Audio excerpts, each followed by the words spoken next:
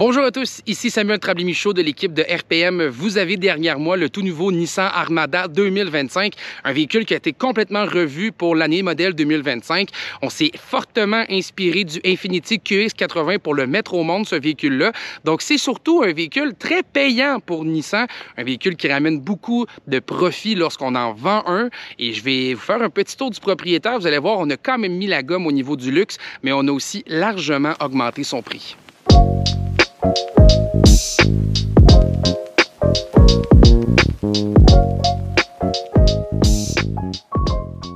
Alors, le voici, ce Nissan Armada 2025. Je disais un petit peu plus tôt qu'on parlait d'un véhicule fortement inspiré de l'Infiniti QX80, mais vous serez d'accord avec moi pour vous dire que ce sont littéralement des véhicules jumeaux.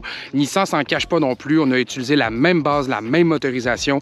On a également les mêmes types de suspension disponibles.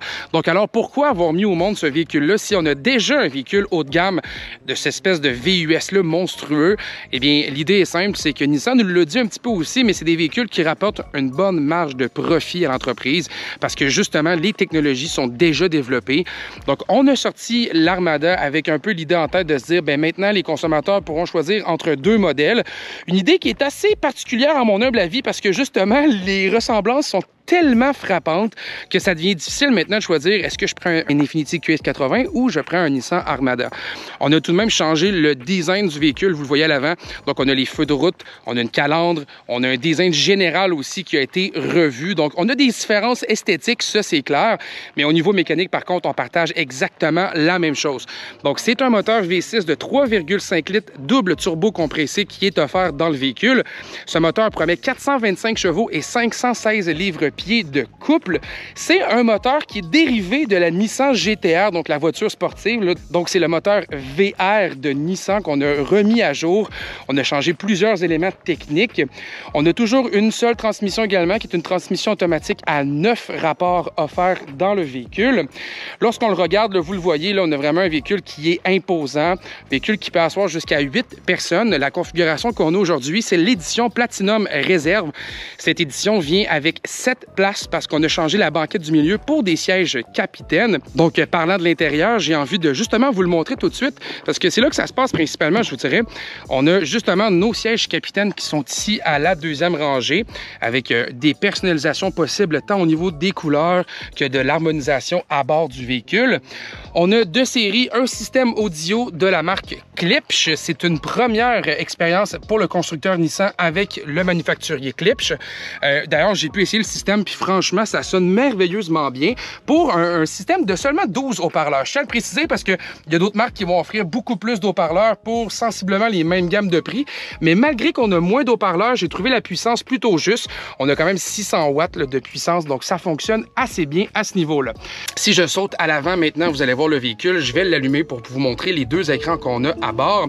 On a deux écrans de 14,3 pouces dans le véhicule. Ces écrans-là, d'ailleurs, sont offerts dès l'édition Platinum, qui est la deuxième édition offerte. Donc, de série, on a une variante qui se nomme SL. Cette variante vient avec une suspension qui n'est pas pneumatique parce que oui, la version que j'ai aujourd'hui est munie d'une suspension pneumatique. D'ailleurs, dès qu'on ajuste ici les modes de conduite qu'on a sur le véhicule, la suspension va se calibrer pour donner, par exemple, plus de garde au sol. Donc, ça peut être pratique lorsqu'on va dans les sentiers plus difficiles. Entre vous et moi, je pense pas que les gens qui achètent ce genre de véhicule-là vont aller faire des sentiers très difficiles, là, mais on le propose du moins. Parlons maintenant prix, parce que c'est là que ça se gâte à mon humble avis. Le Nissan Armada commence aux alentours de 87 000 $, incluant les frais de transport et préparation. C'est une bonne différence avec le modèle sortant. Chose aussi intéressante à voir, c'est que le Infiniti QX80 est également dans ces eaux de prix-là. Donc, c'est difficile des fois de justifier pourquoi on irait chercher le Nissan Armada plus que l'Infiniti QX80. D'autant plus que lorsqu'on va chercher une version Platinum Réserve comme ce que j'ai aujourd'hui, on est dans les eaux de 108 000 $ avec les frais de transport et préparation. Donc, on commence à être dangereusement dans le territoire de l'Infiniti QX80. À vrai dire, on est dans les mêmes eaux de prix. Donc, pour ces raisons-là, je comprends mal la stratégie de commercialisation de Nissan. Chose certaine, par contre, c'est qu'on a voulu distinguer légèrement les deux produits en ajoutant une variante Pro 4X du Nissan Armada. Cette variante-là est vraiment axée sur le hors-route. J'ai eu la chance de faire un parcours hors-route avec le constructeur et là, j'ai vraiment pu voir effectivement que l'Armada était munie de certains bons systèmes comme un différentiel à blocage à l'arrière. On a également des transmissions hautes et basses à l'intérieur pour être capable d'affronter à peu près n'importe quel obstacle avec le véhicule. On a des plaques de protection. On a également calibré certains modes de conduite et on est capable vraiment d'avoir un bon dégagement avec ce véhicule-là. Donc, on voit que la version Pro 4X, elle, se distingue vraiment bien entre l'Infiniti QS80 et le Nissan Armada. Mais sinon, lorsqu'on est dans une version comme je suis aujourd'hui, ça devient difficile de justifier la différence entre les deux. Est-ce que le produit en tant que tel me plut derrière le volant? Assurément, j'ai trouvé que la conduite était plutôt bonne pour un véhicule de cette taille-là. Même, là, je trouve que dans les courbes, le véhicule se tenait bien. La puissance du moteur V6 est là également. On peut aussi remorquer 8500 livres avec le Nissan Armada, donc ça en fait un des plus forts dans la catégorie. Donc, à ce chapitre, je trouve que Nissan a bien réussi à atteindre son objectif. Maintenant, on verra, est-ce que les gens vont préférer aller chercher le luxe de l'Infiniti ou le côté un peu plus hors route du Armada. Maintenant, si vous voulez en apprendre davantage, eh bien, je vous invite à aller sur le rpmweb.ca. Mon essai complet est là, ainsi que mes impressions de conduite complètes. Sur ce, je vous souhaite une très belle journée.